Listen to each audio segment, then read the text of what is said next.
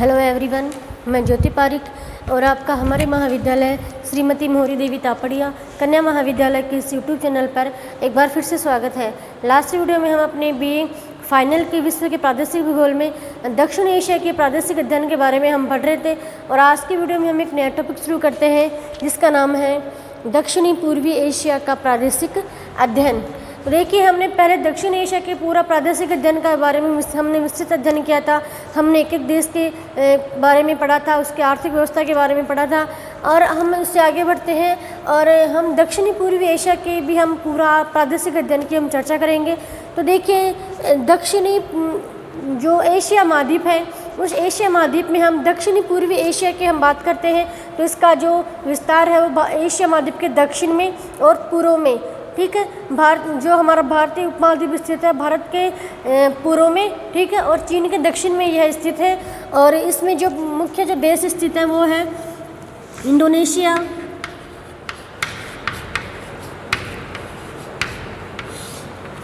Malaya, Thailand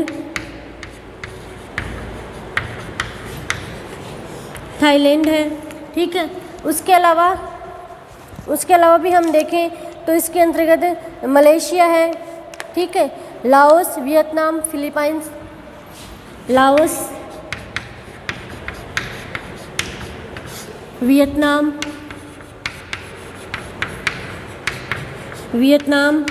Philippines, ये देश है, ये सभी देश दक्षिण पूर्वी एशिया के अंतर्गत आते हैं, ठीक है। तो आज हम सबसे पहले जो दक्षिणी एशिया जो देश है उस दक्षिणी एशियाई देशों के जो विशेषताएं हैं उसके बारे में हम पढ़ते हैं। दक्षिणी एशियाई क्षेत्र की विशेषताओं के बारे में हम पढ़ते हैं। तो देखिए, दक्षिणी पूर्वी जो एशिया है, ठीक है, उसमें सबसे पहले हम वहाँ की जो स्थिति है वो हमने देख ली है कि दक्षिणी पूर्वी जो एशिया है वह भारतीय प्रायद्वीप के पूर्व में और चीन के दक्षिण में स्थित है। उसके अलावा भी हम देखें तो दक्षिणी पूर्वी एशिया में मुख्यतः द्वीप समूह स्थित है, इसलिए इसको द्वीपों का देश भी कहा जाता है। द्वीपों का देश मतलब सबसे ज़्यादा द्वीप समूह है वो एशिया के सबसे अधिक जो द्वीपों की स्थिति है द्वीप स्थित है वो केवल इसी क्षेत्र में स्थित है, इसलिए इस क्षेत्र को हम द्वीपों का देश भी कह सकते हैं। उसके बाद हम देखें तो यहाँ की जो भूमध्य रेखा है इसकी अगली विशेषता है कि भूमध्य रेखा है जो इसके मध्य से गुजरती है, और कर्क रेखा इसके उत्तरी क्षेत्र से, कर्क रेखा इसके उत्तर से गुजरती है, ठीक है। ये दो रेखाएं भूमध्य रेखा और कर्क रेखा इस क्षेत्र से गुजरती है। भूमध्य रेखा है वो उसके मध्य से गुजरती है और कर्क रेखा इस क्षेत्र के उत्तर से गुजरती है। उसके बाद हम इस क्षेत्र की जलवायु के बारे में हम बात करें तो इस क्षेत्र में मुख्यतः उष्णकटिबंधीय जलवायु पाई जाती है। उष्णकटिबंधीय, यहाँ पे उष्णकटिबंधीय जलवायु क्यों पाई जाती है? क्योंकि यहाँ पे जो भूमध्य रेखा है वो इस क्षेत्र के बिल्कुल मध्य से गुजरती है और इसी कारण से यहाँ पे उष्णकटिबंधीय जलवायु पाई जाती है, क्योंकि यहाँ पे हमेशा सूर्य की किरणें सीधी पड़ती है, तापमान अधिक रहता है और वर्षा भी अधिक होती है, इसलिए यहाँ पे उष्णकटिबंधीय जलवायु पाई जाती है।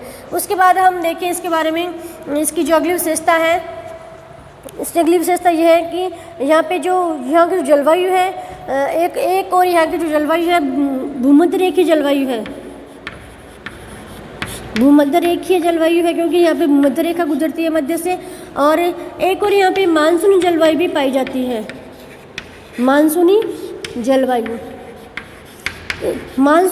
पाए जाने के कारण से इस क्षेत्र को मानसूनी क्षेत्र भी कहा जाता है। मानसूनी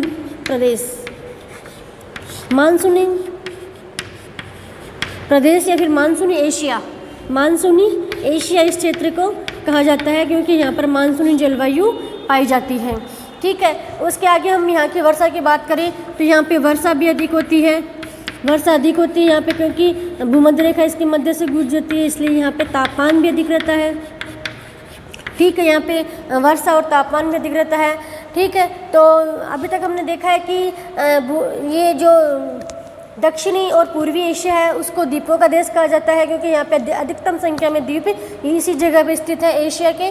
और उसके बाद हम देखें तो यहाँ पे भूमध्य रेखा जो इसके मध्य से गुजरती है और कर्क रेखा इसके उत्तर से गुजरती है, भूमध्य रेखा इसके मध्य से गुजरती है। इसी कारण से यहाँ पे उष्णकटिबंधीय जलवायु पाई जाती है और यहाँ पे भूमध्य रेखा जलवायु और या फिर जो मानसून जलवायु है, मानसूनी जलवायु भी इस क्षेत्र में पाई जाती है, इसीलिए इस क्षेत्र को मानसून एशिया भी कहा जाता है। ठीक है, उसके बाद हम यहाँ की जनसंख्या के बारे में देखें।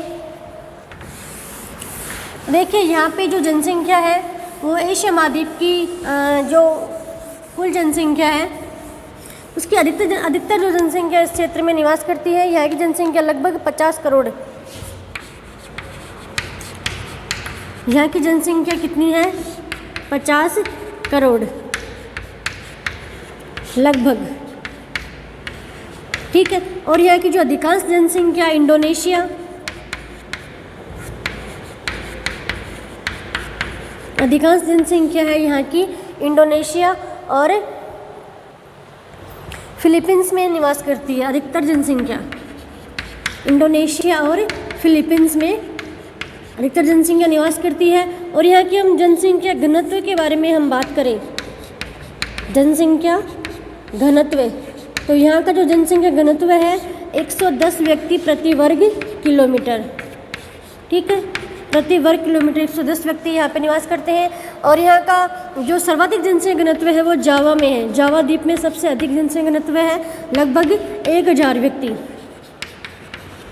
ठीक है, सबसे अधिक जनसंख्या घनत्व इस क्षेत्र में जावा द्वीप में है और लगभग 1000 व्यक्ति यहाँ पे 1 किलोमीटर में निवास करते हैं।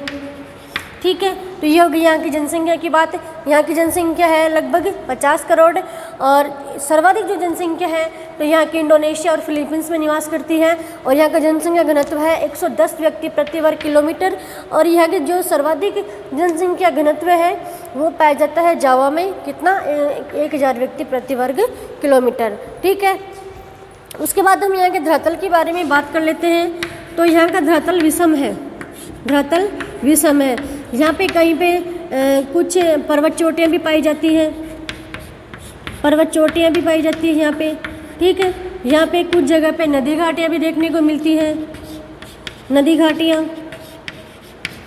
इसके अलावा जो ज्वालामुखी पर्वत है या फिर ज्वालामुखी भी इस क्षेत्र में पाए जाते हैं। ठीक है, तो इस प्रकार से यहाँ कहीं इस क्षेत्र में यहाँ पे कहीं पे पर्वत चोटियाँ, कहीं पठार, कहीं नदी घाटियाँ हैं और कहीं पे ज्वालामुखी पर्वत भी यहाँ पे देखने को मिलते हैं। उसके बाद हम देखते हैं यहाँ की कृषि के बारे में। तो देखिए यहाँ की अर्थव्यवस्था का एक मुख्य आधार है कृषि। कृषि यहाँ की अर्थव्यवस्था का मुख्य आधार है, अर्थव्यवस्था का मुख्य आधार है, मुख्य आधार है। यहाँ पे जो निर्वहन कृषि है इस क्षेत्र में निर्वहन कृषि की जाती है, मतलब जीवन निर्वहन कृषि, जीवन निर्वहन कृषि। जीवन निर्वहन कृषि के बारे में हमने पिछले वीडियो में हमने देखा है। जीवन निर्वहन कृषि किसे कहते हैं? जहाँ पे जनसंख्या अधिक होती है और जो क्षेत्रफल है, कृषि योग्य जो क्षेत्र है यहाँ पे जहाँ पे कम होता है और जनसंख्या अधिक होती है, उस क्षेत्र में स्थानीय जनसंख्या का भरण पोषण करने के लिए अधिक मात्रा में फसलें उत्पादित की जाती है, जिसे हम कहते हैं जीवन निर्वहन कृषि। और यहाँ पे जनसंख्या अधिक है और कृषि योग्य क्षेत्रफल कम है, इसीलिए यहाँ पे जीवन निर्वहन कृषि की जाती है। ठीक है, जीवन निर्वहन कृषि के अलावा यहाँ पे कुछ व्यापारिक फसलें भी उत्पादित की जाती है, व्यापारिक फसलें, जिसमें मुख्य है रबड़, नारियल, केला, रबड़, नारियल, केला, ठीक है, चाय आदि फसलों का उत्पादन भी इस क्षेत्र में किया जाता है। तो ये हो गई यहाँ की कृषि की बात है। ठीक है, और उसके बाद हम देखें तो यह जो क्षेत्र है, ये जो दक्षिण एशिया के जो देश है, दक्षिण एशिया के जो सभी देश हैं वो सभी देश एक विकासशील देश हैं, विकासशील। ये जो देश है अपनी पूर्णतः विकसित देश नहीं है, ये एक विकासशील देश है। यहाँ के जो सभी देश हैं वो अपने विकास के पथ पर हमेशा अग्रसर ही रहते हैं।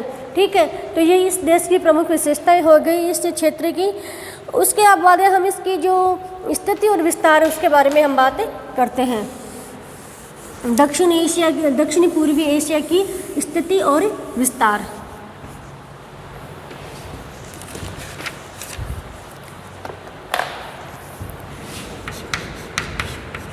स्थिति व विस्तार। देखिए, अब हम दक्षिणी पूर्वी एशिया की स्थिति और विस्तार के बारे में हम बात करते हैं। तो देखिए, यह जो क्षेत्र है वो 11 डिग्री दक्षिणी अक्षांश से 11 डिग्री दक्षिणी अक्षांश से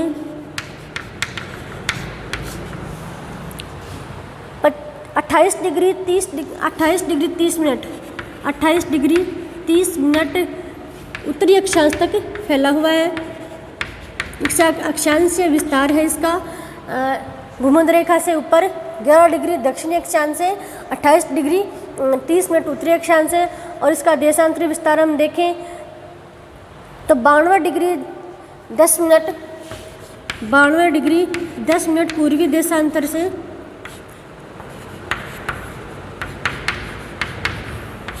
92 डिग्री 10 मिनट पूर्वी देशांतर से 141 डिग्री पूर्वी देशांतर के मध्य 110 डिग्री पूर्वी देशांतर के मध्य इसका विस्तार है। पूर्वी देशांतर ये इसका अक्षांश और देशांतरीय विस्तार है। यह जो दक्षिणी पूर्वी जो क्षेत्र है जो 11 डिग्री दक्षिणी अक्षांश से 28 डिग्री 30 मिनट उत्तरी अक्षांश के मध्य और 90 डिग्री 10 मिनट पूर्वी देशांतर से 110 डिग्री पूर्वी देशांतर के मध्य यह क्षेत्र फैला हुआ है। ठीक है, और इस क्षेत्र के जो भूमध्य रेखा है, भूमध्य रेखा इस क्षेत्र के मध्य से गुजरती है और कर्क रेखा है वो इस क्षेत्र के उत्तरी भाग से गुजरती है। उत्तरी भाग से यह कर्क रेखा गुजरती है। ठीक है, इसलिए यहाँ पे भूमध्य रेखा गुजरने के कारण से यहाँ पे उष्णकटिबंधीय जलवायु भी पाई जाती है। और इसका विस्तार हम देखें तो यह जो दक्षिणी पूर्वी जो एशिया है वो चीन के दक्षिण और भारत के पूर्व में यह क्षेत्र फैला हुआ है। भारत के पूर्व में, ठीक है, यह क्षेत्र है दक्षिणी पूर्वी जो एशिया है वो विस्तारित है। यहाँ पे अनेक सागर जैसे अंडमान सागर, जावा सागर, दक्षिणी चीन सागर, अनेक सागर भी यहाँ पे स्थित है, जैसे अंडमान सागर,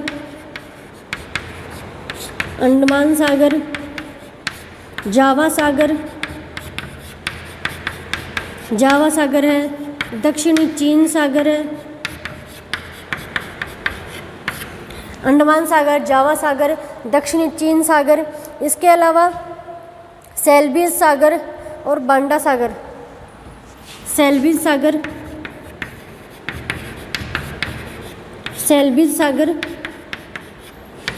बांडा सागर आदि सागर इस क्षेत्र के अंतर्गत सम्मिलित है।